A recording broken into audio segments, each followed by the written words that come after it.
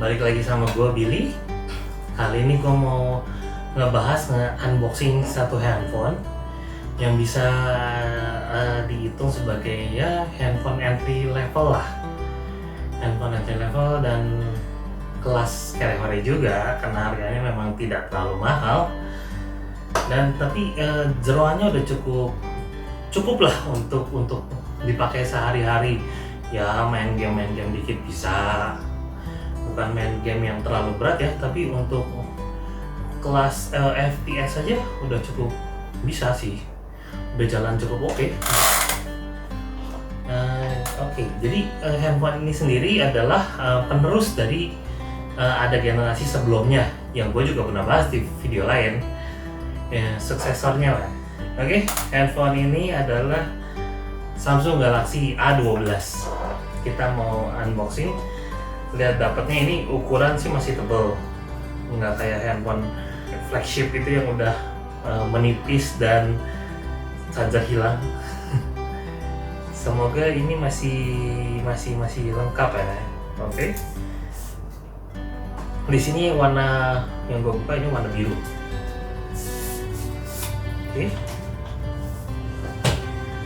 Ini pertama kotak aja. Kotak nih isinya cuma buku petunjuk sama panduan singkat. Oke lah, kita nanti saja. Memang nggak biasanya sih beginian jarang disentuh. Taruh samping. Ini juga taruh samping. Nah ini langsung handphonenya di sini. Oke, sebelum kita ke bahas handphone, kita lihat dulu dapat aksesoris apa aja. Handphone dari kemarin. Iya benar, charger masih ada. Untung masih ada, karena sudah banyak handphone keluaran baru yang chargernya hilang kan. Kabelnya masih ada, biasa kabel USB Type A ke Type C, dan dikasih buat yang buka ini yang juga nih, pin buat buka SIM card. Balikin lagi kecil, takut hilang. So ini charger kita taruh sini. Udah, dusnya udah nggak ada apa-apa lagi. Kita taruh aja. Sekarang kita beralih ke handphone ya.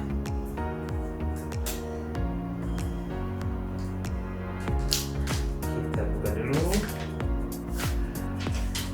Ini sih gue bisa bilang memang kalau dilihat dari looknya udah nggak kelihatan kayak handphone murah. Ini bagus, cukup oke untuk penampakannya, dan kalau kita lihat belakangnya sendiri ini dia pakai finishing tasnya bagus.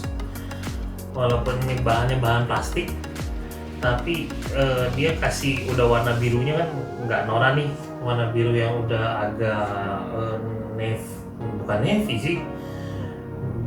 Ya biru agak gelapan gitu, klasik lah bentuk warnanya gitu jadinya.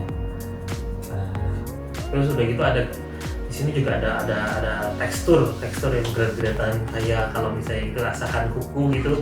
Nah ini mirip kayak asahan kuku tapi jadinya berasa berkelas, bagus sih ini hasilnya, dan warna birunya gue suka, ini bagus nih. Dan salah satu peningkatan lagi dibanding generasi sebelumnya itu kameranya. Di sini 4 kamera, sebelumnya 3 kamera. Ini gue udah bawa yang generasi sebelumnya. Nah ini generasi sebelumnya ada 3 kamera. Belakangnya biasa plastik polos saja. Dan yang ini kelihatan lebih klasik ya, lebih mantap. Dari segi depannya sih hampir sama kalau dilihat, cuman memang kameranya pindah jadi ke tengah yang ini. Yang ini kita kesampingin dulu karena bukan ini topik utamanya. Kita balik ke si A12. A12 ini untuk sebagai handphone penerus generasi sebelumnya, dia memang dapat upgrade yang cukup oke. Kita nyalain dulu deh handphonenya. Oke, yang A12 ini sama A11 keluarnya sebenarnya cukup mepet ya. Dua-duanya keluar di tahun 2020. Jadi kalau yang baru beli A11 itu kayaknya memang mending tanggung gitu. A12-nya keluar di Desember, sedangkan A11-nya di Mei. Sayang juga, cuman ya kalau udah terlanjur beli ya sudahlah, dipakai dulu. Earphone lumayan bisa dipakai 2 tahun, 3 tahun, baru nanti upgrade lagi. Yang ini keluar di Desember 2020 dengan layar 6,5 inch. Nah, yang tadi beratnya ini memang lebih berat sedikit daripada pendahulunya. Dia beratnya ada di 250 gram. Cukup oke sih dengan berat segitu untuk ukuran handphone. Memang udah lebih berat, cuman dia masih oke. Nah, untuk jeroannya sendiri dia pakai octa-core, chipsetnya Helios. Saya colek dulu, Helios P35, dan dia pakai buat GPU-nya, graphic card-nya itu di PowerVR GE 8320. Ntar bisa kita lihat juga hasil tesnya. Oke, nextnya buat storage, yang ini kita dia ngeluarin ada dua varian. Yang keluar di 128, sama sih storage-nya di 128, yang beda itu RAM-nya. RAM-nya ada di yang ini itu RAM 4GB, ada lagi RAM 6GB. Dan ini cuman harganya sendiri 2.500.000 kurang 1.000 perak. Kalau yang satunya sih sekitar 2,7 hampir 2,8 lah, dengan RAM 2GB lebih tinggi. Nah, yang berbeda ini kameranya udah 4 biji ketimbang yang sebelumnya. Yang sebelumnya itu cuman kamera 3 biji dan kameranya dapat upgrade lumayan tinggi. Nih, yang sebelumnya itu kamera wide-nya dia cuman 13 megapiksel. Di sini udah di-upgrade lumayan jauh jadi 48 megapiksel. Cukup loncat jauh. Terus kamera ultra wide-nya dia 5 megapiksel. Dan ada kamera makronya 2 megapiksel dan kamera depth-nya juga 2 megapiksel juga. Dengan untuk selfie kameranya di 8 megapiksel. Untuk selfie-nya sih sama yang model lamanya, dia sama 8 megapiksel. Cuman yang gue nggak gitu inget yang lama, cuman yang model baru ini dia bisa lebih fokus. Jadi ada 2 option untuk selfie-nya, lebih fokus dan lebih wide gitulah. Untuk fingerprint-nya sendiri, kalau yang lama ada di belakang. Ini mungkin dia ada upgrade juga karena fingerprint-nya sudah tidak di belakang, dia pindah ke tombol powernya. Keren juga sih di pinggir sini, jadi kita sambil megang pinggirnya kayak gini bisa nge-scan. Dan untuk warnanya sendiri, menurut gue memang yang blue paling keren. Dia keluar ada 3 varian yang gue lihat, ada biru, putih, sama hitam. Langsung aja kita tes ya.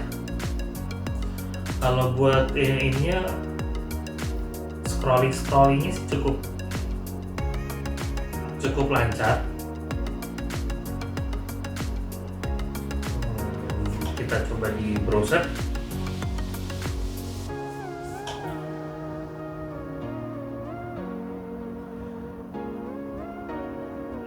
Cukup oke juga scrolling di browsernya,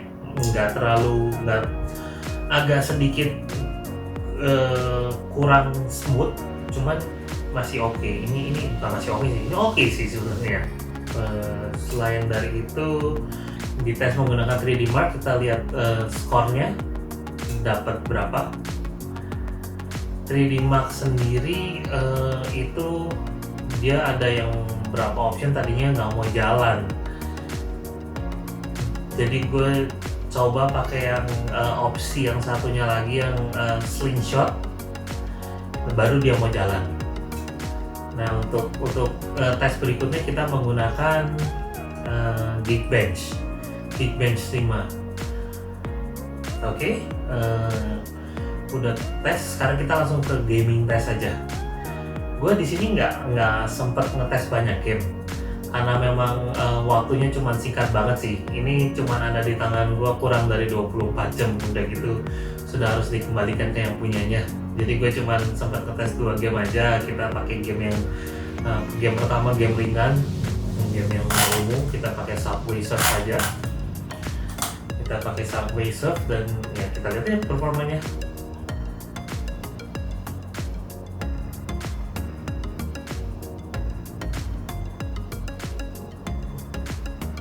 Oke, game berikutnya setelah game yang ringan, game kedua langsung gue coba game yang lebih berat. Gue coba pakai Call of Duty Mobile.